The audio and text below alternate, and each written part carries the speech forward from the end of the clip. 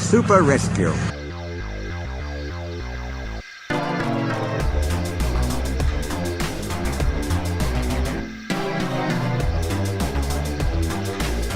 The two Diesels surveyed the shed.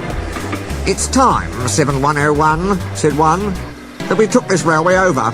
Shush, 199. It's their railway after all." "Not for long," persisted 199. "Our controller says steam engines spoil our image." "Of course we do," snapped Duck. "We show what frauds you are. Call yourselves engines? If anything happens, you care nothing for your train. You just moan for a fitter. We bring it home, if only on one cylinder." "Nothing," boasted 199, "ever happens to us. We are reliable." Vulgar noises greeted this. "How rude," said 199. "You asked for it," growled 7101. "Now shut up." Next day, Henry was rolling home tender first. "I'm a failed engine," he mourned. "Lost my regulator. Driver says it jammed wide open, and it can't mend it till I'm cool. However," he went on, "I've got steam, and driver can use my reverser. But it would happen after Duck fooled me with those tenders. Now they'll laugh at me again." He reached a signal box and stopped, whistling for a road. Opposite the box, on the up line, stood Diesel 199 with a train of oil tankers. Worse and worse, thought Henry.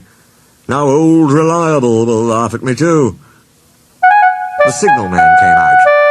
"For pity's sake, take this spam can away. It's failed. The Limited is behind. And all he does is wail for his fitter." "Spam can?" fumed 199. "Stow it," snapped the signalman, "or I'll take my tin opener to you. Now then."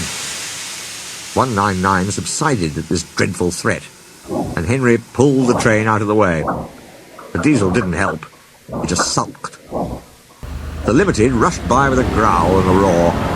Henry gave a chuckle. "Look, Spam Can," he said. "There's your little pal." The Diesel said nothing. He hoped 7101 hadn't noticed. 7101 hadn't noticed. He had troubles of his own. He was cross with his coaches. They seemed to be getting heavier. He roared at them, but it did no good.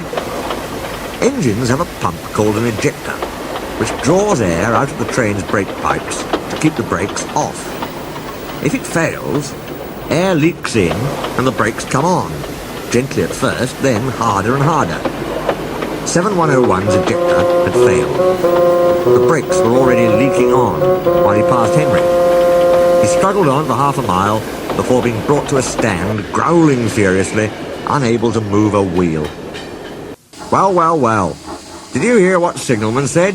I thought they'd be laughing at me," chuckled Henry. "Now the joke's on them." "Moving two dead Diesels and their trains," said his driver thoughtfully. "That's no joke for a failed engine. Do you think you can do it?" "I'll have a good try," said Henry with spirit. "Anyway, 7101's better than old Spam Can. He did try and shut him up last night." "Come on then," said his driver. "We mustn't keep the passengers waiting." "Get moving, you!" Henry puffed the sulky Diesel into motion and started to the rescue. Henry gently buffered up to the express. While the two drivers talked, his fireman joined his front brake pipe to the coaches. "It's better than we thought, Henry," said his driver. "The Diesel can pull if we keep the brakes off. So the only weight we'll have is Spam Can's goods." "Oh," said Henry. "That's a mercy." He was, by now, feeling rather puffed. "Poop, poop, poop, poop. Are you ready?" tooted 7101. "Peep, peep, peep, peep. Yes, I am," whistled Henry. So with 7101 growling in front, and Henry gamely puffing in the middle, the long cavalcade set out for the next big station.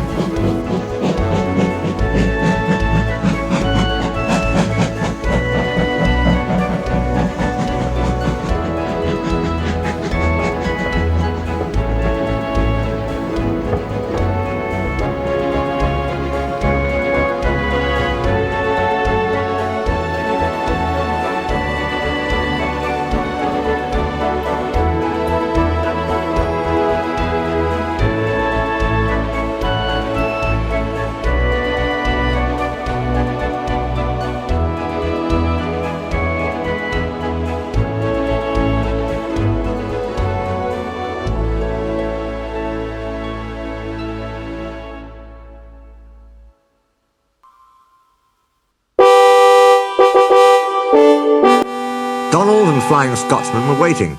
They cheered as Henry puffed past. He braked the coaches thankfully. Spam Can and the tankers trailed far behind. The passengers buzzed out like angry bees, but the Fat Controller told them about Henry, so they forgot to be cross and thanked Henry instead. They called him an enterprising engine and took his photograph.